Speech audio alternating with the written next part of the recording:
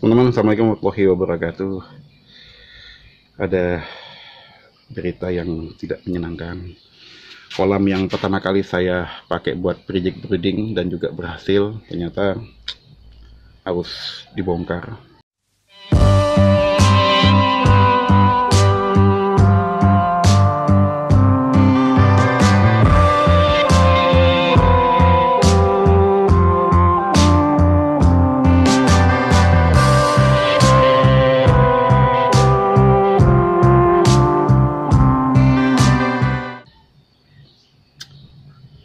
Padahal ini kolam yang merupakan vlog pertama saya bikin YouTube, dan juga kolam yang berhasil dapat baby. Saat itu yang saya berhasil dapat babynya adalah baby hybrid, terus juga res, hybrid YB sama res ya, terus juga baby res, baby dada putih, baby damar.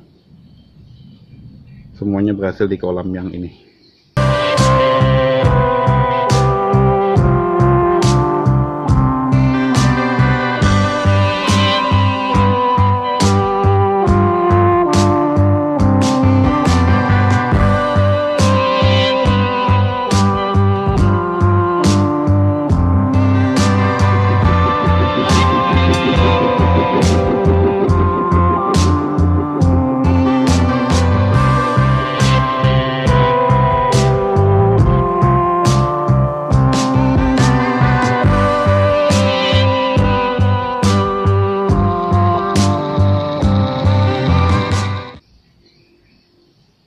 Tapi mau tidak mau, kolam ini harus dibongkar, dan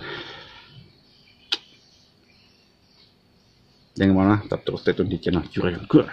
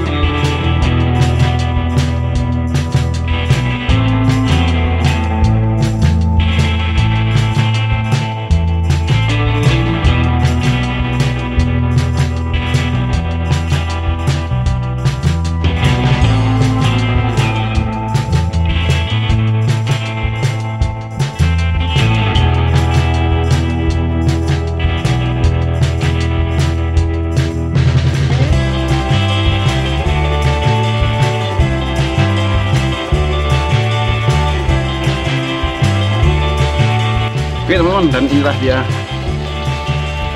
kolam yang sudah jadi, yang sudah direnovasi, dan saya akan jelaskan satu-satu tentang apa-apa saja yang saya set di sini supaya juga bisa menginspirasi teman-teman buat mau bikin kolamnya bagaimana.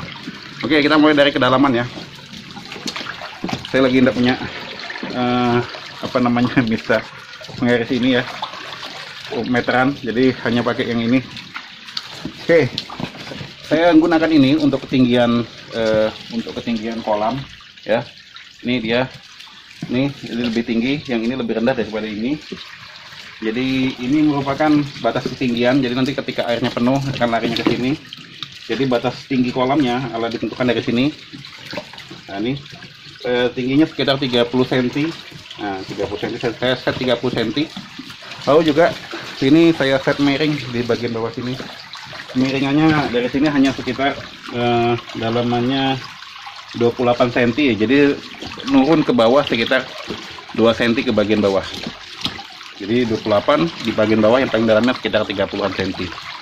Oke, lalu di sini perhatikan teman-teman. Ini tanahnya kurang, belum saya isi karena juga baru kolam baru ya. Jadi ini akan kita isi dalam tanahnya Lalu juga ada pinggiran seperti ini. Ini fungsinya buat tempat berjemur.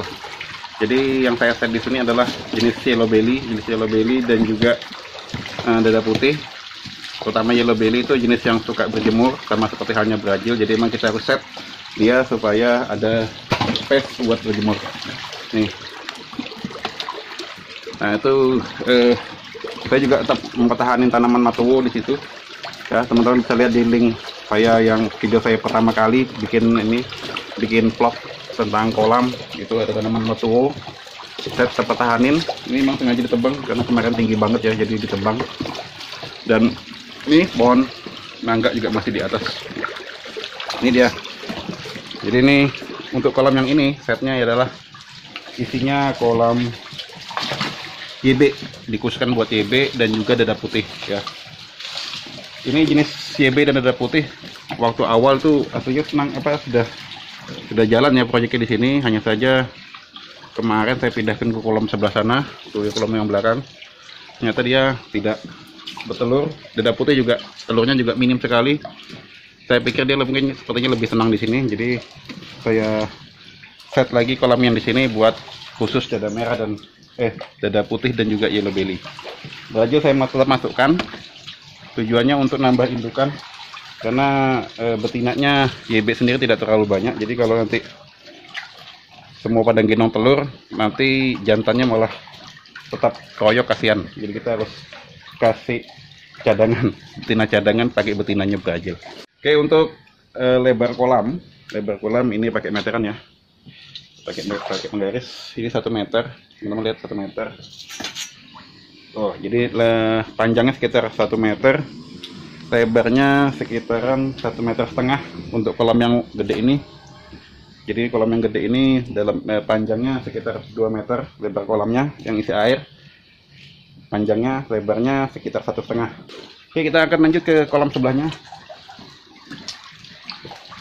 Kolam yang ini saya setting buat jenis Peloceus castaneus, kura-kura dari Afrika. Tinggiannya saya bikin set lebih dalam ya, tinggian lebih dalam daripada kolam sebelah sini. Nah, setnya sekitar 30-an cm, jadi sekitar 33 saya set dalamnya. Kenapa lebih dalam? Jadi castaneus tahun ini berhasil dapat babynya di akhir tahun kemarin, transisi ya, tahun kemarin dan tahun ini itu menggunakan set kolamnya Ocadia. Kolamnya Ocadia itu set dalamnya set kedalaman air dalam lumayan, dan di situ Peloceus castaneus berhasil dapat babynya dan mau nelur. Jadi saya pikir untuk castaneus sendiri lebih baik di set lebih dalam ya. Jadi ini saya set 30 sentian lebih, sekitar 32. Sedangkan kolam yang ini sekitar 130 ya, 130 panjang lebarnya. Untuk ininya sekitar 1,5 ya, lebarnya sekitar 1,3, panjangnya 1,5. Oke, sekarang juga teman lihat di situ ada beberapa anakan kura-kura. Jadi selain juga untuk castaneus, saya juga setnya buat jenis lain. Ada quarter, ada juga yellow belly, ada unipilis, ada castaneus jupe. Jadi selain buat projectnya castaneus, saya set juga buat jenis jupe yang ada di sini. Ya, jadi pembesaran kolam baby ada, kita pakai kulkas untuk yang babynya. Lalu yang ini buat pembesaran ya. Seperti yang saya katakan, kalau kalau mereka beradaptasi di tempat luas atau mereka kita set di kolam luas, jupe itu biasanya cepat besar. Nah, saya kemarin coba dengan induan, ternyata mereka kalah makannya. Lama besarnya juga agak lambat. Jadi lebih baik saya sendirikan. Makanya juga kolam ini tujuannya untuk mengumpulkan jupe yang ada di kolam-kolam box sana, saya pindahkan ke sini. Nah, bagi teman-teman yang belum tahu castaneus, nah ini dia. Ini jenis castaneus. Motifnya ada batiknya. Nah, ini dia kepalanya. Sudah berhasil dapat 2 kali bertelur. Yang pertama beralhamdulillah mentah semua. Saya keep babynya sekitar 3 ekor, 2 saya jual ke teman juga di sini. Terus sekitar pertengahan tahun kemarin juga dapat lagi telur, hanya saja lambat dapat telurnya, jadi banyak telur yang gagal, 1 telur netas. Tapi salah yang netas juga prematur karena cuaca juga tidak bagus, alhasil koit juga. Jadi emang harusnya dapat baby lumayan nih. Dan saya lagi lumayan ngumpulkan indukan ini, sudah ada beberapa, makanya dibikinkan kolam sendiri. Ini juga balas dendam dari Pelomedusa yang saya batalkan breedingnya. Sudah berhasil breeding, hanya saja nakal ukurannya, tidak bisa dicampur, jadi kita fokus ke Castaneo saja. Pelomedusa sudah saya oper ke teman-teman yang lain. Oke. Dan ini tempat tanahnya. Ini kemarin sudah pelan-pelan saya isi tanah, ternyata hujan, jadi emang ada kendala lagi di bagian atapnya ini. Ternyata ketika ininya jatuh, airnya jatuh, ketika ininya penuh, dia tetap lari ke bagian media tanah, atau media bertelur, jadi masih banjir.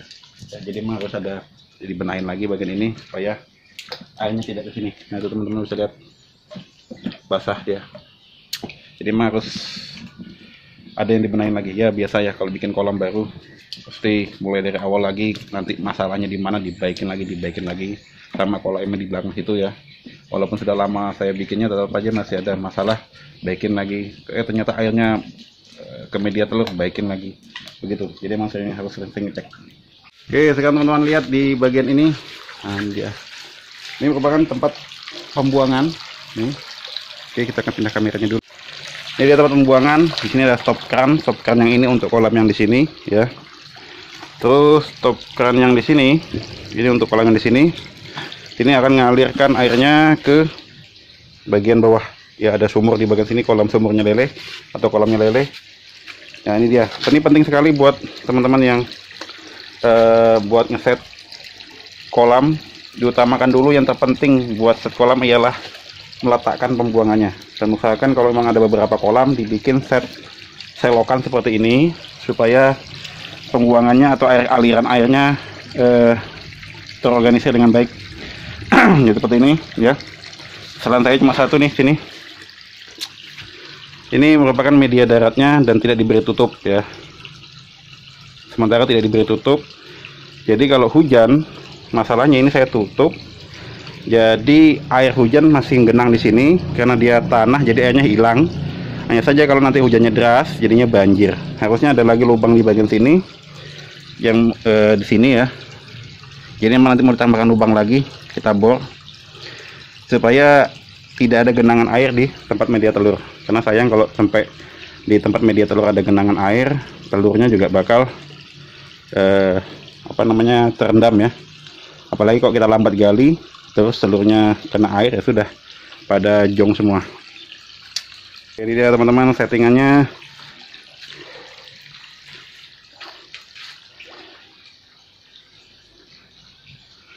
Bagian tanjakan saya sengaja taruh di sana, beberapa kolam yang lain saya taruh di tengah.